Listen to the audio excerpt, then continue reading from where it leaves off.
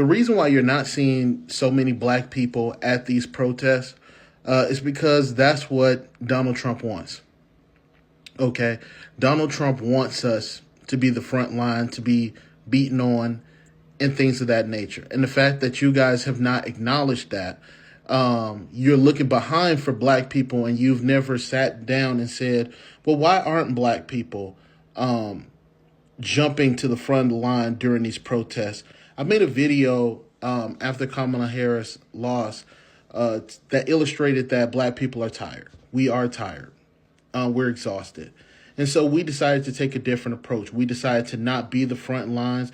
We decided to be the ones at home. We decided to be the voices, things of that nature. Organize also amongst ourselves and get ourselves together, because clearly people did not vote with us. Now you're seeing the effects of that. The reason why you're able to notice things within the Trump administration is because they can't center black people as the problem.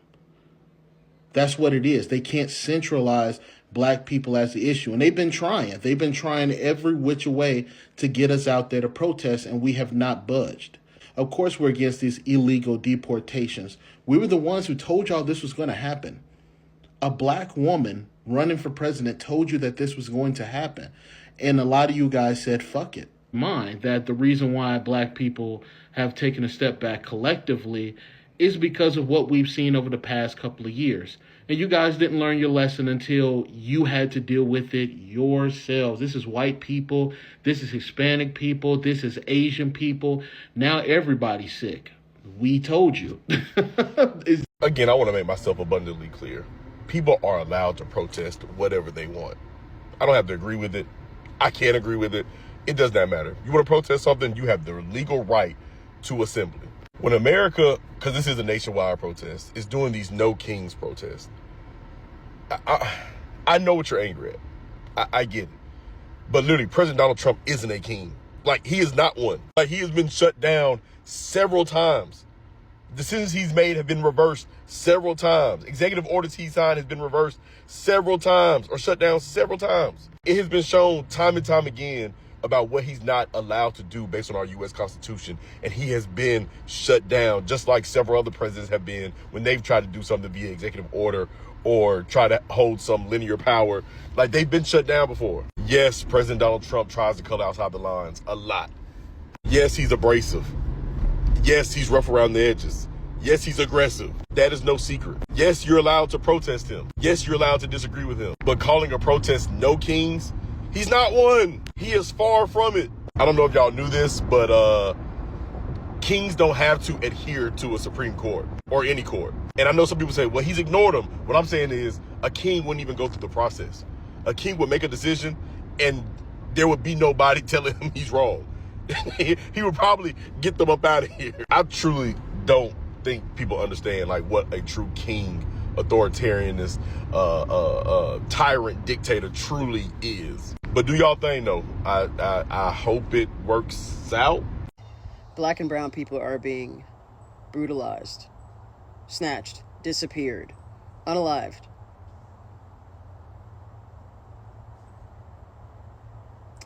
And white America's response is to throw a parade.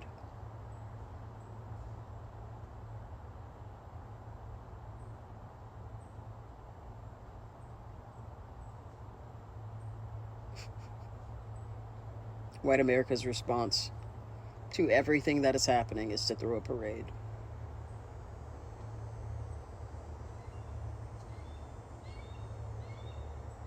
Well, this is one of the most transparent times in history, American history, outside of slavery, Jim Crow, segregation, all those things. This is a very transparent moment in history, where of all the things that are happening, white America, the privileged progeny of this place, their response to everything that is happening is to throw a fucking parade.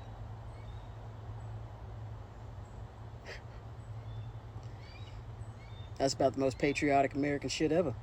The No Kings protest coming up, understand that these ICE agents will shoot people. I'm gonna just be honest, and it's crazy to say. These ICE agents are willing to shoot people. They are willing to take the lives of people and just say, "Oh, it was an accident. They rammed into people's cars. They accidentally shot people and took their life. And guess what's going to happen to them? Not a damn thing. Because our president supports criminality.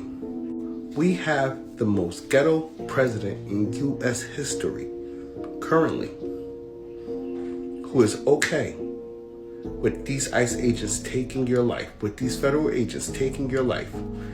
Stay protected out there. If you're protesting, be protected out there. And don't automatically assume that they're going to be firing rubber bullets.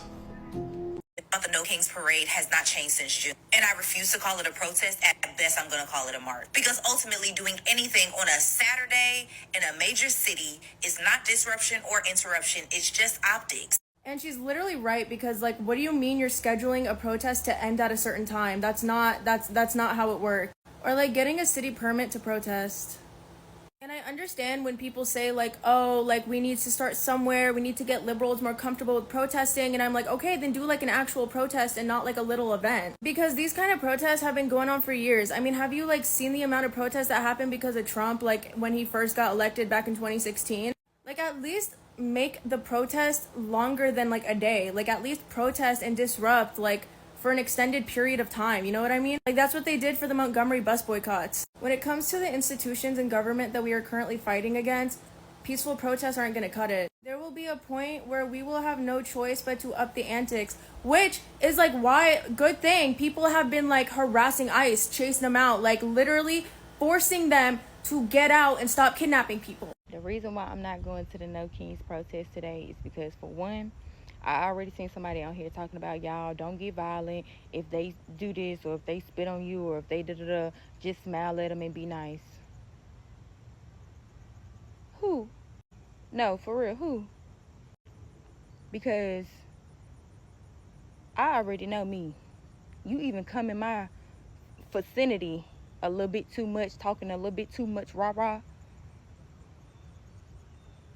I just told my mama this. If I go out there, I'm either going to jail or I'm going to hell. It ain't no in between. But you either going to jail, you going to jail or you going to hell. And that's how that's going to go. So no. The way my anger is set up, I can't take it. Even seeing somebody else get talked to a certain way or treated a certain way, it's going to trigger me.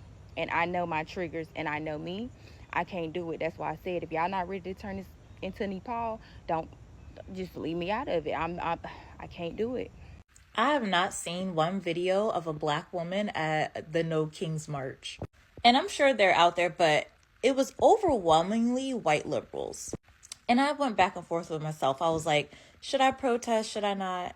But then I settled on, I'm tired. I don't know. As a Black woman, I feel like I've been protesting since 2020. And we show up to the polls. 92%. We've done our part, and I feel like it is time to let other people do theirs. Don't mean that I don't care. Don't mean that these issues aren't important. But yeah, it's time to let this be a collective effort instead of all on us. If all you got from that video was a full sentence and a reiteration of the Second Amendment, then there's literally nothing else I can do for you. I made that video over 2 months ago. And I've been organizing with my neighbors. We know in my neighborhood, if something happens and things pop off and we all have to go off grid, we got each other. Everybody's been focusing on their garden. Everybody's been focusing on their skills, on what they can do, our proximity to bigger locations. Everybody's been focusing on that here in my community. Granted, a great number of people in my community are very much involved in politics, and we always think of a backup plan. The Second Amendment is used to protect you in place of a tyrannical government. That's what the Second Amendment is for. You can use the Second Amendment for a lot of things, especially when people are being snatched off the streets by maskless men, maskless armed men who use U-Hauls. I don't know about you guys, but last time I checked, everybody we respect has a uniform and a badge and a boss and a number.